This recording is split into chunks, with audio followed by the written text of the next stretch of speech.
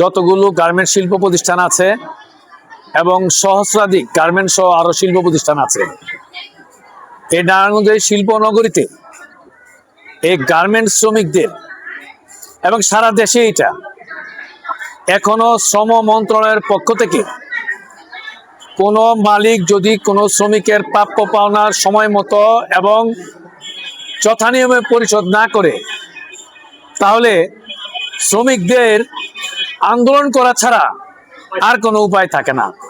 শ্রমিকদের পক্ষ থেকে হাজার হাজার শ্রমিক তারা মিছিল, মিটিং, সমাবেশ, বিক্ষোভ করতে বাধ্য হচ্ছে, কিন্তু শ্রম মন্ত্রণালয়ের এমন কোনো নতুন কিছু পরিবর্তন হয় নাই এই 5ই আগস্টের পরে যে শ্রমিকেরা তাদের ন্যায্য পাওনাটা সময় মতো ঠিক মতো পেতে পারে। আমরা 5ই আগস্টে বৈষম্য মুক্ত বাংলাদেশ চেয়েছি। 650 জন মতো শ্রমিক বুকে রক্ত দিয়েছে। প্রথমেই বলবো সরকারের বরাবরে যে আজকে সরকার বাজেট করেছে 9,30,000 কোটি টাকার।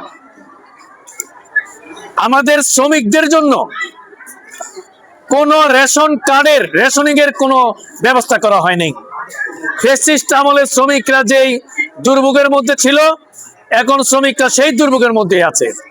আমরা বারবার বলেছি সরকারকে বাজেটে শ্রমিকদের জন্য রেশনিং খাতে বরাদ্দ করতে হবে, কিন্তু শ্রমিকদের জন্য কোনো রেশন কার্ডের কোনো ব্যবস্থা করা হয়নি। আইন পরিবর্তনের বিষয়ে যদি সঠিক নিয়মে যথানিয়মে আইনের প্রয়োগ থাকতো, তাহলে শ্রমিকরা কিন্তু রাস্তায় গিয়ে বেতনের জন্য আন্দোলন করতে হতো না। যার কারণে আমাদের এই নারায়ণগঞ্জ সহ সারা বাংলাদেশে শ্রমিকদের এই পাওনা নিয়ে তারা দুর্ভোগ, আন্দোলন, সংগ্রাম করতে হচ্ছে। আমরা এই নারায়ণগঞ্জের কাঠেরপুর এলাকায় সর্বশেষ মোতালেব মানোয়ারা গার্মেন্টসে তাদের জানুয়ারি মাসের বেতনের পাওনা সহ যে সার্ভিস বেনিফিটের পাওনা ছিল, কারখানা বন্ধ হয়ে গেছে, আজকে 7 মাস হয়ে গেছে। শ্রমিকদের পাওনা কিন্তু শ্রমিকরা পাওয়ার জন্য শ্রমিকরা অনেক আন্দোলন সংগ্রাম করতে হয়েছে, বিকেএমইর কাছে ধর্ণা দিয়েছে, কিন্তু বিকেএমইও সঠিকভাবে শ্রমিকদের জন্য এগিয়ে আসে নাই।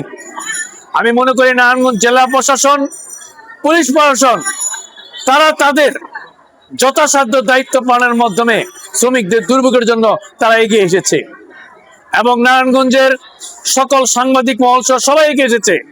যার কারণে মোতালেব মনোয়ার এই দুর্ভোগ, এই দুর্বিষহ অবস্থা থেকে আমাদের শ্রমিকরা পর্যায়ক্রমে তাদের সকল পাওনা পেয়ে গেছে। আজকে সব শ্রমিকরা এখানে শ্রমকল্যাণ কেন্দ্রে এসেছে, পাওনা তাদের পেয়ে যাচ্ছে, সবাই নিয়ে আসছে।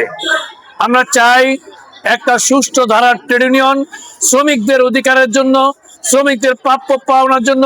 শ্রমিক কাজ করবে ঠিক ঠিক, মজুরি নেবে ঠিক ঠিক, বেতন নেবে ঠিক ঠিক। শ্রম আইন মালিকদেরকে মানতে হবে। কোনো মালিক যেন শ্রম আইন উপেক্ষা না করে কারখানা না চালায়, সেদিকে সরকার প্রশাসনকে, কলকারখানা অধিদপ্তরকে এবং বিকেএমইকে তাদের দায়িত্ব রয়েছে। এই কারণে আমরা আজকে শ্রমিকরা যে পাওনা পাচ্ছে, এজন্য আমরা সবাই গর্বিত অনুভব করছি যে আমাদের আন্দোলনের কারণে, সংগ্রামের কারণে, গঠনমূলক আন্দোলনের কারণে আমরা আজকে শ্রমিকদের দাবিগুলো আমরা বাস্তবায়ন করেছি। এজন্য আমি সর্বমহলের সবাইকে ধন্যবাদ জানাই যারা আমাদেরকে সহায়তা করেছে এবং ভবিষ্যতেও শ্রমিকদের অধিকার আন্দোলনের জন্য কলকারখানা প্রতিষ্ঠান সহ ডিসি, এসপি যারা আন্দোলনে সহায়তা করছে, সবাইকে আমি ধন্যবাদ জানাই।